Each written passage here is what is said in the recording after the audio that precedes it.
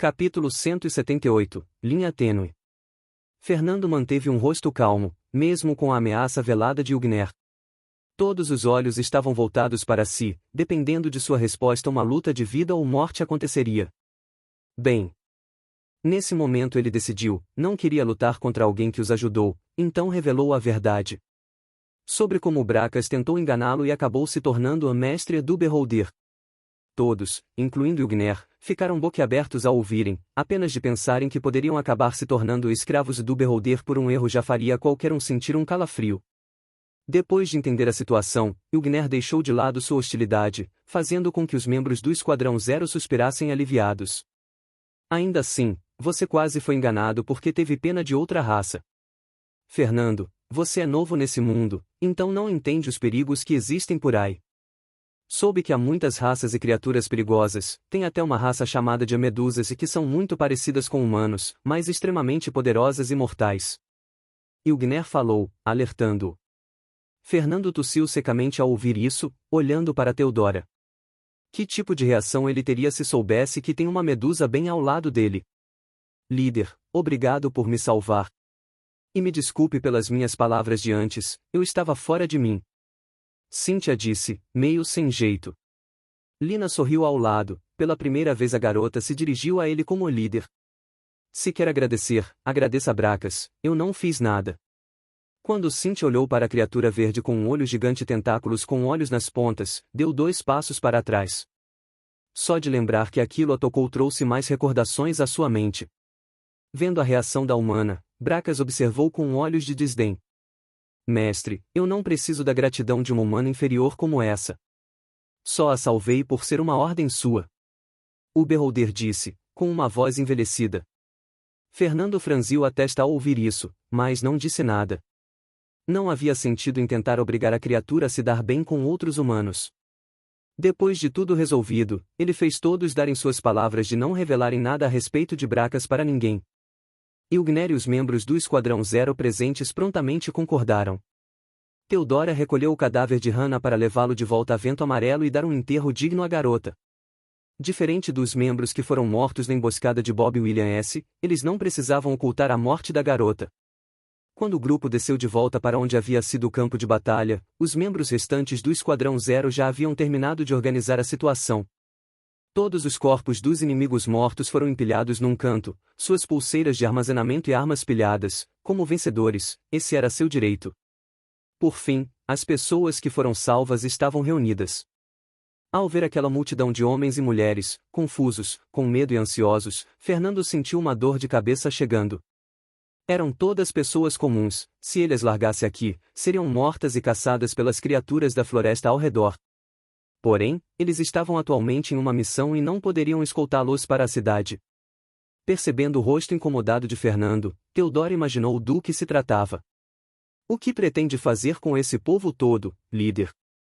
Devemos deixá-los por conta própria? Ouvindo isso, Fernando balançou a cabeça, ele não se considerava um herói ou algo assim, na verdade, ele quase os matou e se sentia amargo por isso. Pelo menos queria deixar essas pessoas em um lugar seguro. Por ora vamos mantê-los conosco, vou decidir o que fazer depois. E chame 1 ou 2 deles, quero ouvir informações a respeito de sua situação. Algum tempo depois, Teodora voltou com um homem e uma mulher, eles pareciam mais velhos em relação ao restante, por volta dos 40. O homem tinha um rosto barbado, roupas desgastadas e mãos grossas. Como alguém que já trabalhou em muitas coisas desde a infância, Fernando soube imediatamente que essa pessoa era alguém acostumado a lidar com trabalhos braçais.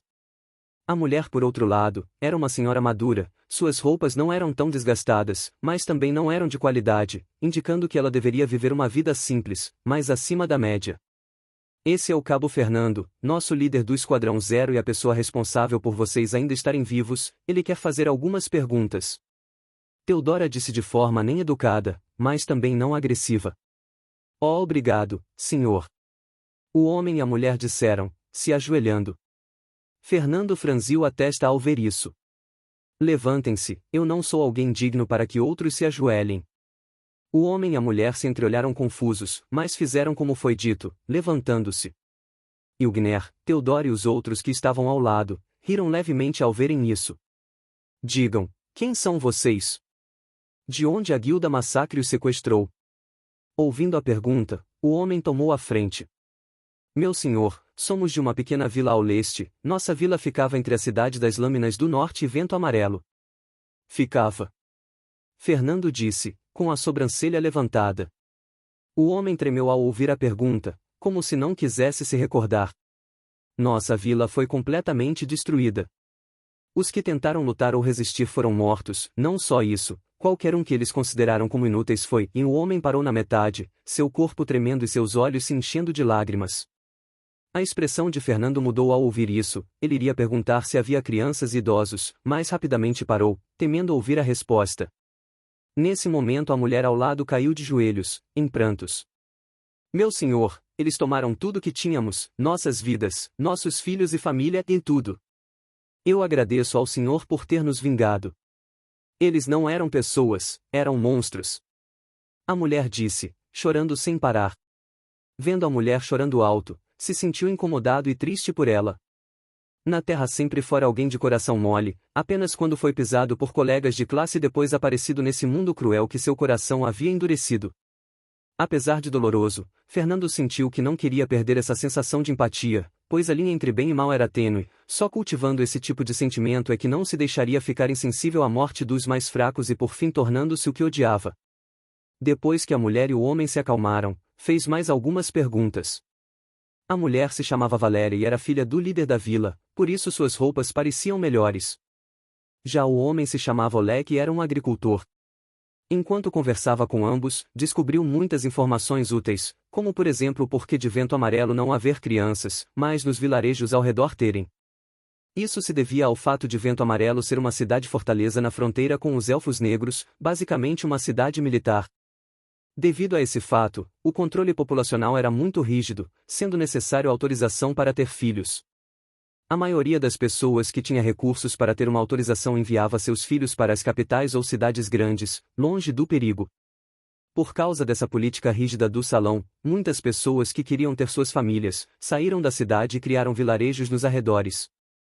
Apesar de nem Vento Amarelo, nem a cidade das Lâminas do Norte ajudarem essas vilas e vilarejos com recursos, ainda enviariam soldados ocasionalmente para fazer sua proteção e afastar bestas.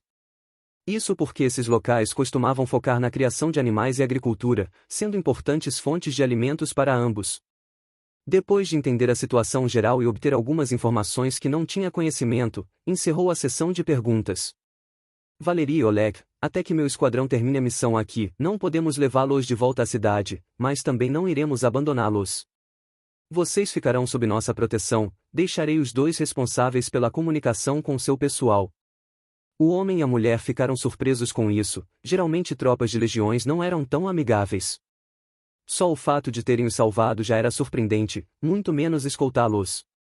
O senhor tem nossa eterna gratidão. Oleg disse. Quando estavam prestes a sair, Valeria parou. Meu senhor, tenho um pedido. Fernando ficou curioso sobre o que a mulher queria. Por favor, mate-os. E disse, apontando para os 15 prisioneiros da guilda Massacre. Esses monstros não merecem viver. O ódio da mulher era evidente em seus olhos. Todos ficaram surpresos com o pedido da mulher. Fernando em especial tinha um rosto estranho. Infelizmente não posso fazer isso. Eles são a prova dos feitos do nosso esquadrão, então precisamos deles vivos. Valeria parecia decepcionada ao ouvir isso, mas assentiu. Quando ambos se foram, Noah, que havia chegado há pouco, se aproximou.